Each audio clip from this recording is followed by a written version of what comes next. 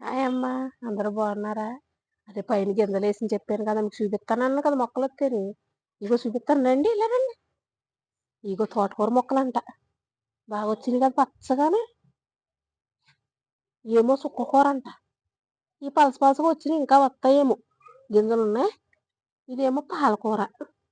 ఇవి కూడా గింజలు ఉన్నాయి, ఇంకానే లోపల బాగా వస్తాయంట. ఇదేమో వంగనాలు వేసింది. మనం తీసేసింది, మన గోంగూర ఉండేను. ఆ గోంగూర కర్రలు మళ్ళీ ఇలాగ పాతేసేసింది. చూడండి, వీటికి నీళ్ళు ఎలా వస్తారనుకుంటున్నారు? ఇలా డొక్కు తెచ్చేసి ఇలా బురుక్కుని చంపించేసారు, కానీ పడిపోతాయి మొత్తానికి. ఇది ఏదో డబ్బా కొందే, ఫ్రెష్ డబ్బా. ఇలా కొట్టితే, నా పిల్ల ఒకసారి చెప్పింది, ఇలా కొట్టమ్మా, కొడితే అప్పుడు లైట్గా పడతాయంట మొక్కలకి. అప్పుడు దెబ్బ తగల వాటికి నీట్గా అలాగ ఉంటాయి, చక్కగా నిలబడి ఉంటాయి.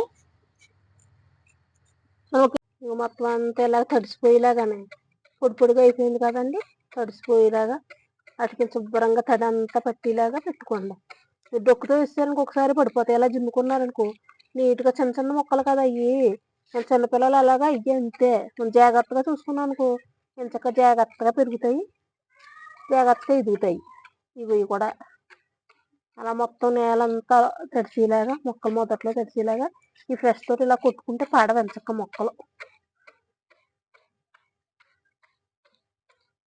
గోంగూర మొక్కలు కూడా చిగుళ్ళు పెట్టాక నేను వెళ్ళిని మీకు మామిడి చెట్టు కూడా చిగుళ్ళు వేసి కూడా చూపిస్తానండి.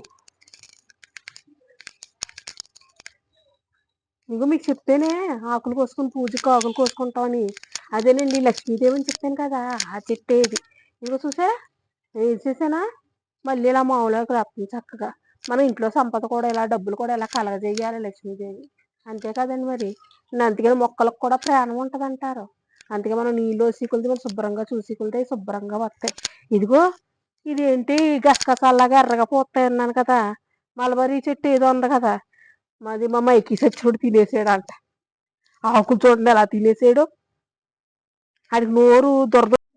ఇదిగో బెండకాయ చూడండి, మొన్న చిన్న చిన్న చూసాం కదా ఈ పిందులు, మళ్ళీ ఇంకొక పువ్వు పోతుంది. ఇది కూడా బెండకాయ అయిపోద్ది.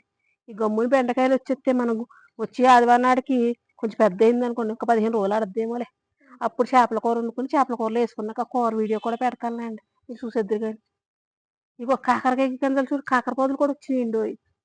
ఇగో 3 కాకర పొదలు వచ్చినాయి. కాకర పొదలు కూడా వచ్చినాయి. ఇప్పుడు కాకరకాయ పెట్టుకుంటే ఎప్పుడు ఎదుగుతాయి చూద్దాం మరి. చూసారా ఎన్ని ఇప్పుడు పైన కింద నుంచి పైన ఎట్టిన తర్వాత చాలా బాగా వస్తున్నాయి. ఎండ దెబ్బ కూడా తగలాలంటారు చూసారా, నీడ పట్టుకుంటే ఎదగమంటారు. ఈ మొగ్గలు కూడా ఎంత బాగా వచ్చింది చూసారు, చామంతి మొగ్గలు. ఈ పైన ఎట్టాకైనా బాగున్నాయి. మీరు కూడా ఇలాగా నీడ పట్టుకున్నాయి అయితే మొక్కలు ఉన్నాయి ఎండ తగిలేలా పెట్టుకోండి. ఇలాంటి వీడియోలు అన్నీ కావాలంటే గమ్మున గంట కొట్టేయండి, నేను గమ్మున వచ్చేస్తాను. బాయ్.